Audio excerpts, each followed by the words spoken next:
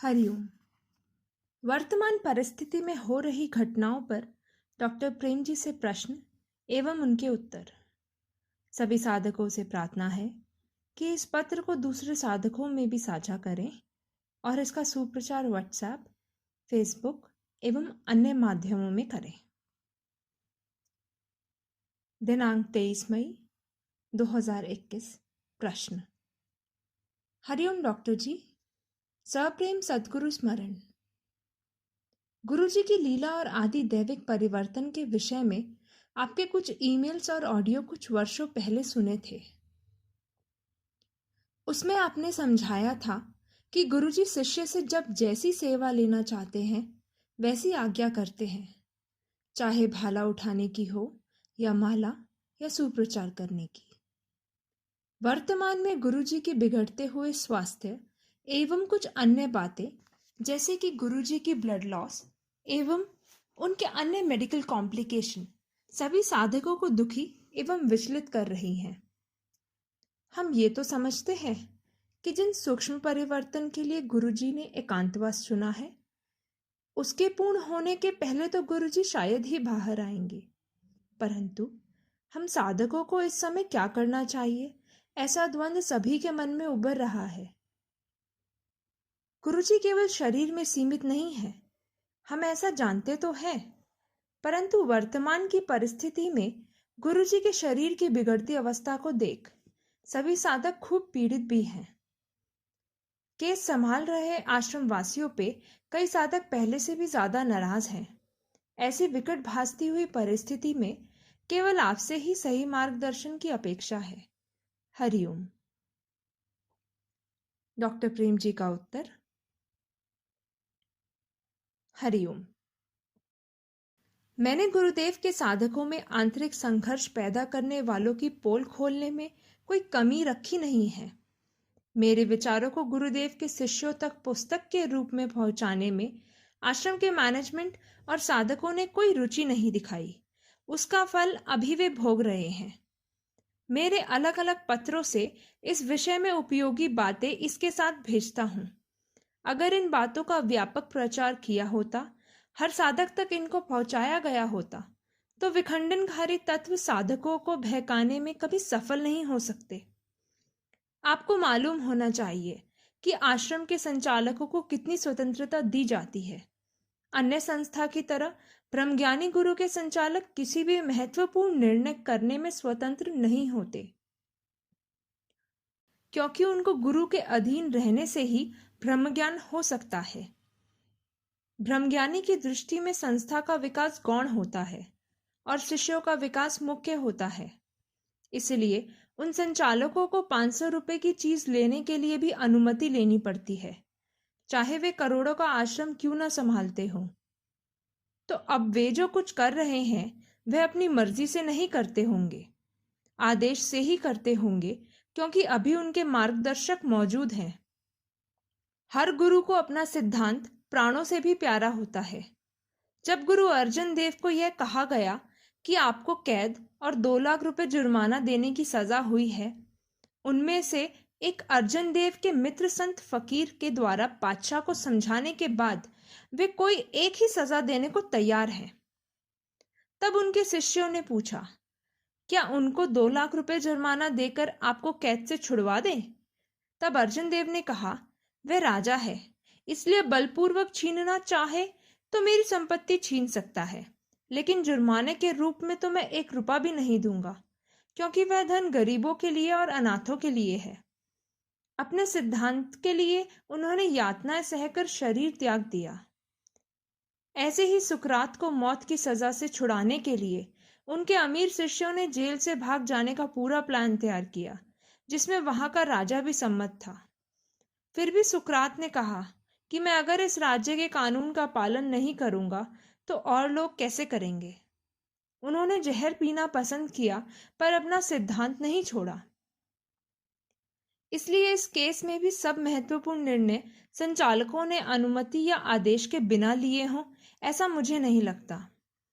Congress party के होने से यह वकील जानबूझकर अपना केस हार जाएगा, ऐसा आप मानते हो, तो बीजेपी वाले भी उस नेता के इशारे पर काम करते हैं जो एक संत को चुनाव भाषण में राक्षस कह सकता है।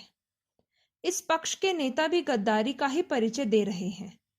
कभी सुब्रमण्यम स्वामी ने कहा था, यह केस बोगस है, वह अब क्यों कुछ नहीं करता। लेकिन अब उनकी पार्टी सत्ता में आ चुकी है।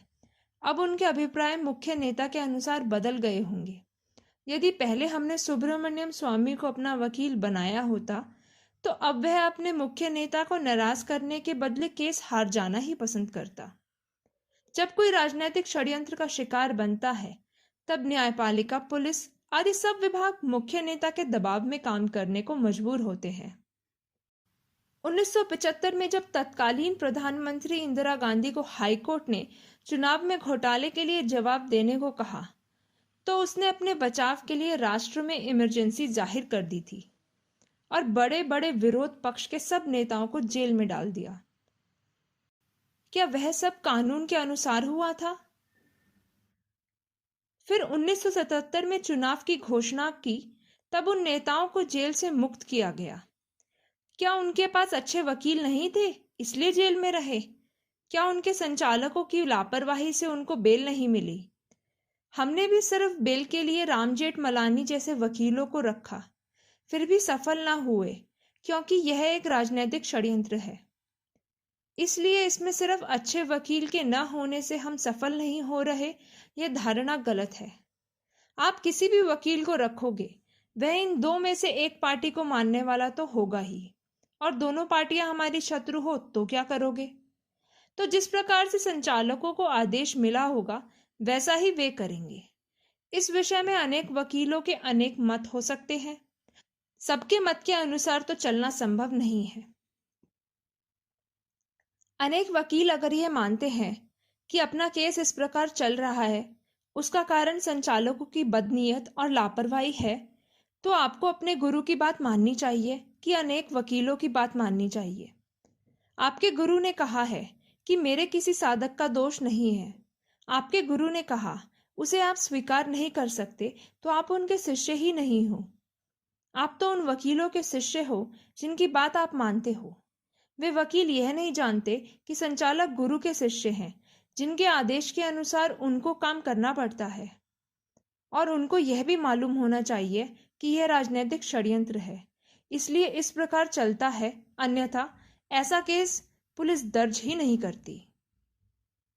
और इसमें यदि आरोप सिद्ध हो जाए और सजा भी सुना दी जाए तो उसका कारण भी संचालक नहीं होंगे, उसका कारण नेता होंगे, जिनके शिकार हुए न्यायाधीश को नाचना पड़ता है। गुरु अर्जन देव, सुकरात, जीसस आदि कई निर्दोष महापुरुषों को ऐसी सजा सुना दी गई थी, उनके संचालकों की लापरवाही या बदनीयत के कारण नहीं, पर दुष्ट शासकों की बदनीयत के कारण। अर्जुन, वाणी आदि को अधिकार देने वाले गुरु चाहते तो उनको रोक सकते थे। गुरुदेव त्रिकाल ज्ञानी हैं। उनको जब लगेगा कि उनके संचालक केस को उलझा रहे हैं और षड्यंत्र का शिकार बन चुके हैं, तब वे उनको रोकेंगे। आपके सबूतों की उनको जरूरत नहीं है। षड्यंत्र में उनको शामिल किए बिना भी केस को उलझाना षड्यंत्रकारियों के लिए संभव है। गलतियां संचालकों ने की, यह बात तब मान सकते हैं जब उनको स्वतंत्रता दी गई हो। उनको हटाकर आप उस जगह पर आ जाओगे तो आपको भी स्वतंत्रता नहीं मिलेगी। आपको भी आदेश के अनुसार ही काम करना पड़ेगा, और उसके कारण जो गलतियां होंगी उसका जिम्मेदार आपको भी माना जाएगा। अगर वे षड्यंत्र करने वालों से मिले होते तो उन पर आरोप लगाकर उनको जेल में क्यों डाल देते? यह उनकी ईमानदारी है कि वे कष्टों को सहकर भी अपनी सेवा से पीछे नहीं हटते, और उन संचालकों को हटा देने से बापूजी बाहर आ जाएंगे, ऐसा सोचना भी बेवकूफी है। षड्यंत्र करने वालों का षड्यंत्र इतना दुर्बल नहीं होता कि दो संचालकों को हटाने से विफल हो जाए। आप में ताकत है तो षड्यंत्र करने वालों को रोक के दिखाओ। वहां तो कुछ नहीं कर पाते और संचालकों को दोष देने लगे। ऐसा सोचने वाले साधकों में फूट डालने वालों के शिकार हो चुके हैं। उनसे बचने के लिए ऋषि प्रसाद अंक 260 में श्री गुरुदेव ने संदेश दिया था, मेरे किसी साधक का दोष नहीं। समझो, संचालक भी षड्यंत्र में शामिल हो गए हों, तो भी उनको षड्यंत्र में शामिल करने वालों को आप क्यों कुछ सबक नहीं सिखाते? वहां आपकी दुम क्यों दब जाती है? आश्रम वाले बापूजी को बाहर आने नहीं देना चाहते, यह बात सच हो तो भी बड़े दोषी तो बाहर वाले हैं, जिन्होंने इस षड्यंत्र में अहम भूमिका निभाई और गुरु से गद्दारी करके अपने स्वार्थ के लिए जेल में डाल दिया। उनके आगे आपकी दुम क्यों दब जाती है? फिर भी आश्रम वाले कोई फरियाद नहीं करते कि बाहर वाले गद्दार हैं और उनसे गुरु भाई जैसा व्यवहार करते हैं। हालांकि एक ही गुरु के कुछ शिष्य गृहस्थी हो और कुछ ब्रह्मचारी या सन्यासी हो, तो भी गृहस्थी को सन्यासी गुरु भाई नहीं मानते। सन्यासी का गुरु भाई सन्यासी होता है और गृहस्थी का गुरु भाई गृहस्थी होता है। फिर भी सिर्फ इस आश्रम में आश्रम वाले साधक गृहस्थी को भी गुरु भाई मानते हैं। फिर बाहर वाले क्यों आश्रम वालों से नफरत करते हैं? आश्रम वाले अगर प्रचार प्रसार नहीं करते तो बाहर वालों को पता भी नहीं चलता कि ऐसे समर्थ ब्रह्मज्ञानी गुरु धरती पर आए हैं और उनसे दीक्षा लेनी चाहिए। आश्रम वाले अपना सर्वस्व गुरु को समर्पित करके उनकी आज्ञा में चलते हैं और गृहस्थी अपना एक अंश ही लगाते हैं गुरु सेवा में और गुरु के सामर्थ्य का उपयोग अपने संसार की समस्या मिटाने के लिए और अपनी वासना पूर्ति के लिए करते हैं। गुरु के आदेश के अनुसार जीते नहीं और अपनी इच्छा के अनुसार गुरु को चलाना चाहते हैं। जो महामूढ़ लोग ब्रह्मज्ञानी के विश्वसनीय शिष्यों को मूर्ख कहते हैं, उनमें अगर ज्यादा बुद्धि है तो वे क्यों गुरु को समर्पित होकर सेवा नहीं करते? यदि वे ब्रह्मज्ञानी गुरु मिलने के बाद भी संसार टट्टू ही बनने रहते हैं, तो उनसे बड़ा कोई और मूर्ख नहीं है, ऐसा आदि शंकराचार्य ने कहा है। विवेक चूड़ामणि के प्रथम अध्याय के 3 से 5वें श्लोकों में वे कहते हैं, सब वस्तुओं में ये 3 वस्तुएं परम दुर्लभ हैं, जो केवल देवताओं के अनुग्रह से प्राप्त होती है। एक तो मनुष्य होना, दूसरा मोक्ष की इच्छा होना और तीसरा ब्रह्मज्ञानी महापुरुष का आश्रय प्राप्त होना। पूर्व जन्म के पुण्य पुंज से परम दुर्लभ मनुष्य जन्म और पुरुषत्व पाकर जो मनुष्य अपनी मुक्ति का उपाय नहीं करता, केवल पुत्र, कलत्र, संपत्ति आदि के संग्रह में भूला है, वह मूढ़ आत्मा साक्षात आत्मघातक है। इससे अधिक मूढ़ और कौन होगा जो दुर्लभ मनुष्य जन्म में पुरुषत्व पाकर अपना प्रयोजन संपादन करने में आलस्य करता है। अब ऐसे महामूढ़ को यह कहने का अधिकार ही नहीं है कि किसी ब्रह्मज्ञानी गुरु के समर्पित शिष्य को मूर्ख कहे। फिर भी कहता है तो अपनी मूढ़ता का ही वह प्रदर्शन करता है। ऐसों की बातों में सच्चे शिष्य को नहीं आना चाहिए। संचालकों के कार्य से बापूजी बाहर नहीं आ रहे हैं, यह धारणा गलत है। यह बात अब तक आपकी समझ में आ गई होगी। गुरुदेव आपसे ज्यादा बुद्धिमान है, तभी तो आप उनके शिष्य हुए। उन पर अन्याय क्यों हो रहा है, यह वे आपसे ज्यादा अच्छी तरह जानते हैं। किसी को क्या कार्य सौंपना चाहिए, यह भी आपसे ज्यादा वे जानते हैं। उनके पास ब्रह्मज्ञान से संपन्न दिव्य प्रज्ञा है, ऋतंभरा प्रज्ञा है। उनको आपकी अकल की जरूरत है क्या? आप अपनी अकल से अपना अज्ञान मिटा दो तो काफी है। अपना अज्ञान तो मिटाया नहीं और ब्रह्मज्ञानी गुरु को अकल देने चले हो। वास्तव में आपकी दशा दयनीय है। गाय के घी की सिर में मालिश किया करो और गुरु गीता का पाठ करो। सारस्वती मंत्र जप से भी लाभ होगा। ब्रह्मज्ञानी गुरु की आपको जरूरत है, इसलिए वे अपना दैवी कार्य छोड़कर आपके कहने में चलते रहे। ऐसा आप चाहते हो तो आप शिष्य नहीं हो। अभी तक उनके सत्संग आपने सुने, उनका पालन आपने कितना किया? यदि उनके उपदेश का संपूर्ण पालन किया होता तो आप भी ब्रह्मज्ञानी हो गए होते। क्या सभी महापुरुष संसारी टट्टुओं के पीछे ही सारा जीवन खपाते रहेंगे? उनका एक वचन तो आप मानने को तैयार नहीं हो। वे कहते हैं कि मेरे किसी साधक का दोष नहीं है, और आप कहते हो कि संचालकों को कैसे हटाएं। गुरुदेव निर्दोष साबित होकर जल्दी बाहर आए, ऐसी आपकी इच्छा है, पर क्या गुरुदेव की भी ऐसी ही इच्छा है? आप अपनी इच्छा को उनकी इच्छा में मिला दो तो उनके शिष्य हो, अन्यथा आप अपनी इच्छा के अनुकूल उनको चलाकर उनके गुरु बनना चाहते हो। वृंदावन के ग्वाल गोपियों को छोड़कर श्री कृष्ण जब अपने दैवी कार्य के लिए चले गए, तब उन्होंने उनकी इच्छा में अपनी इच्छा को मिला दिया। कोई फरियाद नहीं की कि हमें कृष्ण की जरूरत है, इसलिए वे फिर वृंदावन आ जाए। इसे समर्पण कहते हैं। संसारी स्वार्थी तट्टुओं को ब्रह्मज्ञान पाने के लिए ब्रह्मज्ञानी गुरु की जरूरत नहीं है। उनको अपनी इच्छाओं की पूर्ति के लिए ब्रह्मज्ञानी गुरु के सामर्थ्य की जरूरत है। ब्रह्मज्ञानी गुरु की जरूरत तो उनके समर्पित साधकों को होती है, जो उनसे ब्रह्मज्ञान पाना चाहते हैं, जिसके लिए उन्होंने अपनी समस्त वासनाओं को त्याग कर अपना सर्वस्व समर्पित किया है। गुरु भक्ति का अर्थ है गुरु के सिद्धांत के अनुरूप अपने जीवन को ढालना। गुरु ये नहीं चाहते कि हम अपनी साधना और शक्ति को मूर्खों के साथ लड़ने में नष्ट कर दें। वे चाहते हैं कि हम अपनी शक्ति को सुप्रचार में लगाएं। वे चाहते हैं कि हमारे जीवन में समता आए। भूतकाल में किन शिष्यों ने निंदकों से कैसा व्यवहार किया, ये आप देखोगे तो उनमें दोनों प्रकार के साधक मिलेंगे। जैसे गुरु अर्जन देव और गुरु तेग बहादुर को विधर्मियों ने बहुत कष्ट दिए और उनके प्राण ले लिए, फिर भी उनके संकेत के अनुसार उनके शिष्य शांत रहे। और गुरु हरगोविंद तथा गुरु गोविंद सिंह के शिष्यों ने अपने गुरु के आदेश के अनुसार जीवन भर विधर्मियों से युद्ध किए और अपने प्राण न्यौछावर कर दिए। अब उन दोनों में कौन सही थे और कौन गलत थे, ये सोचने की और उनका अनुकरण करने की जरूरत नहीं है। दोनों प्रकार के शिष्यों ने गुरु के संकेत के अनुसार कार्य किया, ये मुख्य बात है। हम अगर गुरु के शिष्य हैं तो हमें भी अपने गुरु के संकेत और आदेश के अनुसार कार्य करना चाहिए। किस प्रकार की समस्या है और उसे कैसे हल करना है, यह बात शिष्यों की अपेक्षा गुरु ज्यादा जानते हैं। शिष्य अगर भावुकता के कारण आवेश में आकर गुरु के सिद्धांत से विपरीत कुछ कर दे तो उससे गुरु के कार्य में बाधा भी पहुंच सकती है। उनके शिष्यों को उनके आदेश में ही चलना पड़ता है। अप्रामाणिकता यानी बेल का आश्रय लेकर बाहर रहना चाहते तो वे पहले से ही रह सकते थे, जैसे दूसरे अपराधी लोग रहते हैं। फिर उनमें और अपराधी में कोई फर्क नहीं रहता।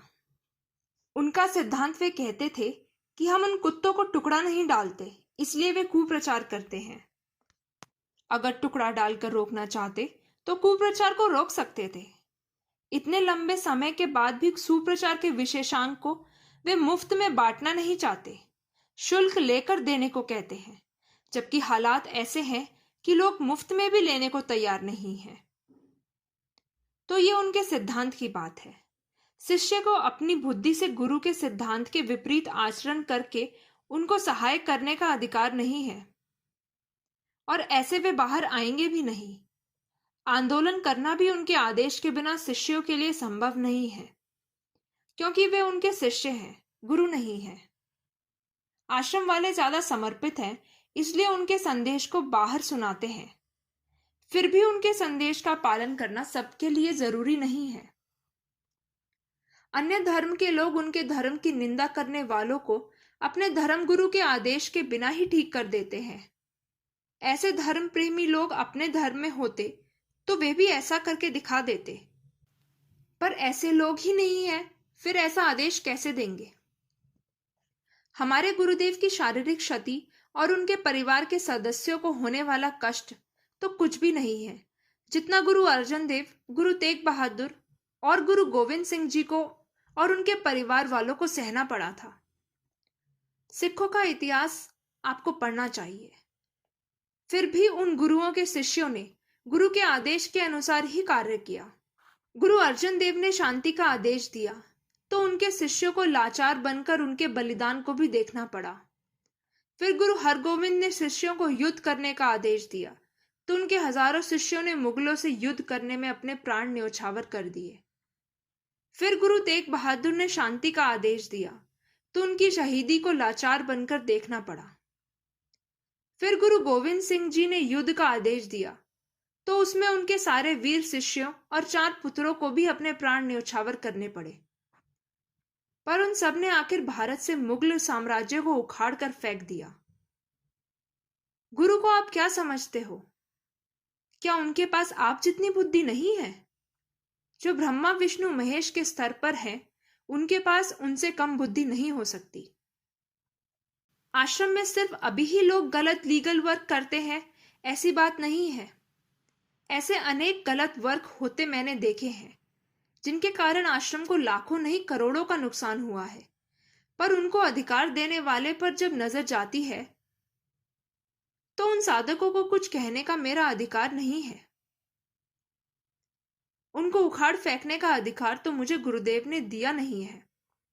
संचालकों को यह अधिकार होता है कि वे किसी साधक को फेंक दे, और ऐसे कई अच्छे साधकों को उन्होंने फेंक दिया है, यह मैंने देखा है।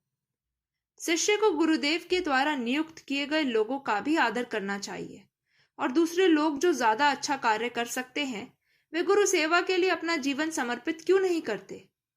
अपने परिवार के लिए जीने वाले ऐसे लोगों को शंकराचार्य भगवान ने महामूढ़ कहा है।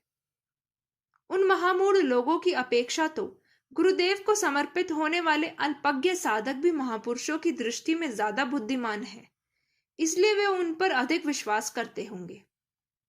आश्रम के सिस्टम से आप सभी खफा हो। मैं तो बरसों से खफा हूं, पर ऐसे सिस्टम के लिए जिम्मेदार कौन है, यह सोचने पर चुप रहना ही उचित समझता हूं, क्योंकि गुरु के सिद्धांत के विरुद्ध शिष्यों को सोचने का भी अधिकार नहीं है। और आश्रम के सिस्टम गुरु के सिद्धांत पर चल रही थी, चल रही है और चलती रहेगी। उसे बदलने की कोशिश करने वाले आप जैसे कई सुधारक लोग आए और चले गए। अगर आप खफा हो तो आपने पहले आश्रम में समर्पित होकर इस सिस्टम को बदलने का प्रयास क्यों नहीं किया? अगर आप कहो कि आपको इस बात का पता नहीं था, तो अब तो पता चल गया। क्या अब आप आश्रम में समर्पित होकर गुरु के दैवी कार्य को करने के लिए तैयार हो? अगर नहीं, तो जो भी अन्य लोग उनकी योग्यता के अनुसार कर रहे हैं, उनसे संतुष्ट रहो और अपनी संसार की गाड़ी खींचते रहो। यह बात उन सब अपने आप को बुद्धिमान समझने वाले महामूढ़ों को लागू पड़ती है, जो आश्रम के साधकों को बुद्धू समझते हैं। वे महामूढ़ खुद को अपनी बुद्धि का उपयोग अपने परिवार के दायरे से बाहर धर्म की सेवा के लिए नहीं कर पाते, और जो कर रहे हैं उनके दोष देखते हैं। हम उनको शंकराचार्य की तरह महामूढ़ नहीं कहेंगे। श्री गुरुदेव के द्वारा नियुक्त किए गए संचालक को क्या करना चाहिए, यह सिखाने का अधिकार गुरुदेव किसी शिष्य को देते नहीं है। जैसे सेनापति के आदेश में सब सैनिकों को चलना ही पड़ता है, वैसे ही संचालकों के आदेश का पालन सब आश्रम वासियों को करना पड़ता है। अगर वे कोई गलती करे तो उसकी सूचना गुरुदेव को दे सकते हो, पर उनको सजा नहीं दे सकते। अभी के संचालक तो कुछ पढ़े लिखे भी हैं। मैं जब आश्रम में आया था, तब एक ऐसे संचालक थे जो गालियां भी बोलते थे और कभी किसी साधक को मार भी देते थे। फिर भी हम सब साधक उनके व्यवहार को सहन कर लेते थे, सिर्फ इसलिए कि उनको श्री गुरुदेव ने नियुक्त किया था। कभी कभी वे संचालक श्री गुरुदेव को भी गुस्से में आकर खरी खोटी सुना देते थे, पर दयालु गुरुदेव सह लेते थे। जब गुरुदेव ऐसे संचालक को सह लेते हैं, तब दूसरे शिष्यों को भी सहना पड़ेगा। जब गुरुदेव उस संचालक को हटाना चाहते नहीं थे, तब हम कैसे हटा सकते हैं? गुरु के आश्रम में संचालक और साधक का संबंध किसी कंपनी के मैनेजर और कामदार जैसा नहीं होता। इस षड्यंत्र में अनेक नेताओं का हाथ है, अनेक विधर्मियों का हाथ है। इस षड्यंत्र में बाहर के अनेक साधकों का हाथ है। फरियाद करने वाली लड़की और उसका बाप दोनों बाहर के साधक थे। फिर भी हम नहीं कहते कि बाहर के साधकों ने यह षड्यंत्र किया। हम कहते हैं कि षड्यंत्र करने वालों ने षड्यंत्र किया। उनमें बाहर के साधक और असाधक थे, और भीतर के लोग थे जो पहले कभी साधक या संचालक थे। षड्यंत्र करते समय वे न साधक थे न संचालक थे, इसलिए संचालकों या आश्रम वालों ने षड्यंत्र किया है, यह बात झूठी है। सिर्फ आश्रम वालों ने यह सब किया है, यह कहने वाले गुरुदेव के शिष्यों में फूट डालना चाहते हैं। इसलिए उनसे बाहर के और भीतर के साधकों को सावधान रहना चाहिए और आपस में भिड़कर गुरुदेव के दैविक कार्यों में विघ्न नहीं डालना चाहिए। अपने गुरु के द्वारा नियुक्त संचालकों के आदेश में चलना, चाहे वे कैसे भी क्यों ना हो, यह गुरु के आदेश में चलने के समान है। हमारे गुरुदेव और दूसरे अनेक संतों ने भी ऐसा ही किया है। हमारे गुरुदेव ने उनके गुरुदेव के आश्रम में रहते समय वहां के संचालक वीरभान की कभी फरियाद नहीं की। वह मेरे गुरुदेव को आश्रम से भगाने के लिए अनेक षड्यंत्र रचता था। वह अनेक बार झूठी फरियादें करके मेरे गुरुदेव को दोषी सिद्ध करता था। फिर भी उनके अनुशासन में रहकर मेरे गुरुदेव ने गुरु सेवा की और वीरभान को हटाने का प्रयास नहीं किया, क्योंकि वीरभान को उनके गुरुदेव ने नियुक्त किया था। आप भी अगर कभी किसी ब्रह्मज्ञानी गुरु के आश्रम में रहोगे तो आपको भी वैसा ही करना पड़ेगा। अगर सब आश्रमवासी शिष्य अपने अपने ढंग से गुरु के द्वारा नियुक्त किए गए संचालकों को सजा देते रहेंगे तो आश्रम एक राजनीति का अखाड़ा बन जाएगा, आश्रम नहीं रहेगा। षड्यंत्र के लिए कौन जिम्मेदार है, यह गुरुदेव ने शुरू में ही कहा था। किसी पार्टी के प्रमुख और उसके बेटे की ओर इशारा किया था। यह लिखने वाला तथाकथित समर्पित साधक क्या गुरुदेव से भी ज्यादा बुद्धिमान है? इस षड्यंत्र में प्रमुख पार्टियां, मिशनरी आदि का हाथ है, यह अनेक संत महात्मा बुद्धिजीवियों ने कहा है, जिनके लेख ऋषि प्रसाद में प्रकाशित हो चुके हैं। फिर भी किसी को आवाज उठानी हो तो अवश्य उठाओ, पर जिनके आदेश से संचालकों को नियुक्त किए गए हैं, उनके आदेश से ही आप उनको हटा सकते हो, अपनी मनमानी से नहीं हटा सकते। फिर भी जो आश्रम वालों को ही दोषी ठहराने की कोशिश करते हैं, वे गुरुदेव के शिष्यों में फूट डालना चाहते हैं। आश्रम के संचालकों को हटाने से क्या गुरुदेव बाहर आ जाएंगे, या उनकी अनुपस्थिति में भी जो सेवा कार्य आश्रमों में हो रहे हैं वो बंद हो जाएंगे? इस बात पर विचार करो। आश्रम के संचालकों को कब क्या करना चाहिए, यह कहने का अधिकार उनको संचालक बनाने वाले गुरुदेव को है, दूसरे किसी को यह अधिकार नहीं है। किसी भी संस्था के संचालक संस्था के हित के विरुद्ध कार्य करे तो उनको सजा देने का अधिकार उस संस्था के मालिक को है, आम लोगों को नहीं है। आम लोगों को अपनी मर्यादा में रहना चाहिए। फिर भी किसी के विरुद्ध कोई फरियाद हो तो संस्था के मालिक से फरियाद करनी चाहिए। उपरोक्त बातें बाहर के साधक जानते हैं। आश्रम के साधकों ने गुरुदेव को बाहर लाने के लिए प्रयास किए हैं और उन पर संदेह करने वाले बाहर वालों को भी प्रयास करने का मौका दिया गया है। बाहर वालों से भी हो सके उतने प्रयास किए हैं। गुरुदेव ने ऐसा नहीं कहा कि संचालकों को हटाओ और दीदी को आश्रम सौंप दो। गुरुदेव ने कहा है उनको बाहर निकालने को। अगर संचालकों को हटाने से और दीदी को आश्रम सौंप देने से गुरुदेव बाहर आ सकते तो गुरुदेव ऐसा आदेश अवश्य देते। महापुरुषों के वचनों का गलत अर्थ घटन करके उनके दैवी कार्य में विक्षेप करना शिष्यों को शोभा नहीं देता। ऐसा करने के लिए जो बहकाते हैं वे गुरु भक्त हैं या गुरुद्रोही हैं, इसका निर्णय आप स्वयं करो। गुरुदेव और शिष्यों के बीच आम लोगों को पढ़ने का अधिकार नहीं है। मैनेजमेंट और गुरु के बीच आश्रम के साधकों का आना वर्जित है। उनको कोई फरियाद हो तो वे गुरुदेव को बता सकते हैं। बापूजी के बच्चे अगर बापूजी के आश्रम के समर्पित साधकों के विरुद्ध कोई कार्य करते हैं तो वे बापूजी के बच्चे ही नहीं हैं। बापूजी के बच्चे किसी गुरुद्रोही के बहकावे में कैसे आ सकते हैं? कोई गुरुद्रोही आप लोगों का ब्रेन वॉश कैसे कर सकता है? गुरुदेव के द्वारा नियुक्त किए गए संचालकों को और वक्ताओं को दुष्ट कहने वाले गुरुद्रोही थोड़े ही कहेंगे कि मैं दुष्ट हूं। उसकी दुष्टता तो उसके पत्र का उत्तर पढ़ने वाले लोग जान गए हैं। अब तो आप लोगों को पहचान हो गई है। ऐसे दुष्टों से सावधान रहो। संगठित होकर गुरुदेव के आदेश में चलने वाले साधकों को सहाय करो। आवाज उठाओ गुरुदेव के साधकों में फूट डालने वाले विघ्न संतोषी तत्वों के विरुद्ध। ऐसे गुमराह करने वाले तत्वों से साधकों को बचाने के लिए और गुरुदेव के दैविक कार्य को और आगे बढ़ाने के लिए इस पत्र को ज्यादा से ज्यादा साधकों तक पहुंचाओ। गुरुदेव की संस्था के विरुद्ध कार्य करने वालों को सहयोग करोगे तो आपका किया कराया सब चौपट हो जाएगा। मेरा प्रश्न तो यह है कि जो उन संचालकों को गद्दार कहते हैं, वे उस समय अपने परिवार की भक्ति छोड़कर गुरुदेव के पास क्यों नहीं आए? अगर वे आ जाते तो गुरुदेव उनको संचालक बनाते और गद्दारी की समस्या आती ही नहीं।